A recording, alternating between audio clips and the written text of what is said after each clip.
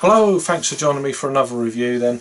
I'm just trying to finish up a few Christmas beers I've still got kind of lying around. I've actually already had this beer this year in 2017, but by the time you see this, it should be just the end of the year, maybe early January, I'm not sure when I'm posting it.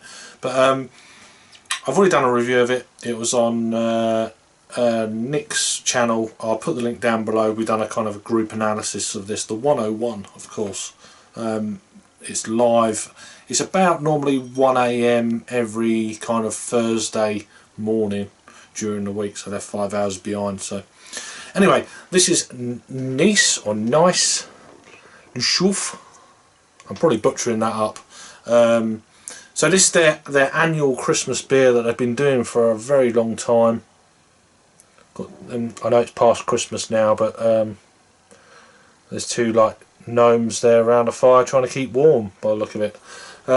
So according to what it says on the bottle, this is a beer brun de Havre.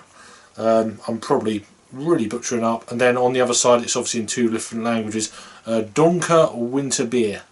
Then you go on to Untapped, and they are saying, when I get the page ready, they're saying this is a winter ale, 10% ABV. Yes, it's a big boys beer, as one or two beer tubers would say.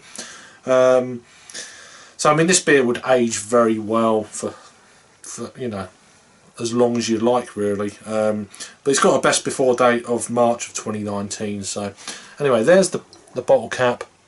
I think this brewery only makes around about 7 or 8 beers. I know I've tried their IPA, Brasserie de I can't even pronounce it, de Achouffe. I'm not going to try and pronounce any more names because it's just feel like I'm being a bit silly. So yeah, from Belgium, of course. So let's crack this open then. It's been in the fridge for about a couple of weeks or so, and I've took it out last night. I was going to have it last night and I was like, nah, don't really want to do it. So a little bit of smoke on the open, not too much as it's at room temperature.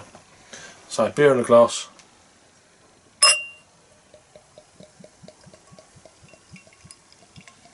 So this is probably more of a kind of a mainstreamy kind of Belgian beer, novelty beer maybe-ish.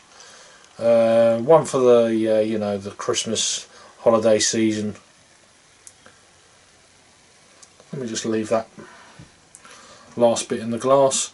So it's a one finger kind of, just, yeah, a light tan coloured head if you like.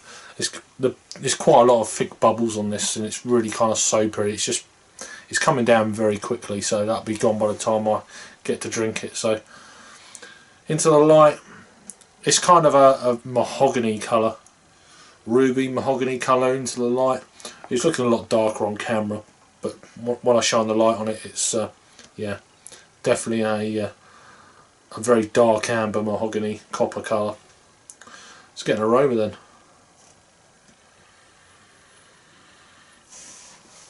I mean, you can check out my take on this beer when I first tried it. It's only the second time I've had this beer, in Nick's channels, Nick Star I think it is. Anyway, the link will be down below for what I initially thought of this beer. It'd be quite interesting to see how it may have changed, or I may have added things to that beer, like literally 2 or 3 weeks ago, to this one now. I think sometimes with beer it's all about the mood you're in, etc. So I'm getting a lot of kind of brown sugar. Not burnt, but just, yeah, very sweet aroma. There is a kind of a darker fruit there, maybe some figs. Touch of alcohol, but then you kind of expect it at 10% ABV. Yeah, dark fruit. Plum, raisin. Let's give it a try. Hope you all had a good Christmas. Cheers.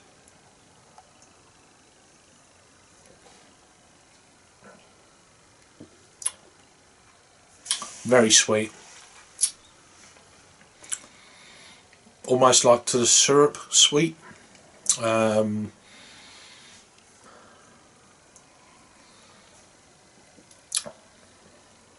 25 IBUs this beer, so not particularly bitter. It's, you know, it's more sweet than bitter, of course. So this is more about the kind of malt build than the hops, which is why it's a particularly good beer for aging. It's kind of one of them beers that if you're, oh, let's get some Christmas beers, oh, there's some Belgian beers, oh, there's this, there's that, you know, it's one of them kind of beers. I got this at Beers of Europe, I think I've already said, thanks to my good friend Dan. I always appreciate you getting me these beers and then bringing them down from Norfolk down to Kent and then dropping me off the beers at my door. Thank you very much, man. But yeah, this is okay. I'm probably going to give it a completely different kind of score than what I did before. It's the way it is, memory and stuff. It was only 3 weeks ago. But this is really nice. It's got a slight kind of creaminess to it. There's a slight hint of that kind of almost like slightly burnt brown sugar on chocolate. There's that spiciness coming through, maybe some a little bit of cinnamon, that kind of thing.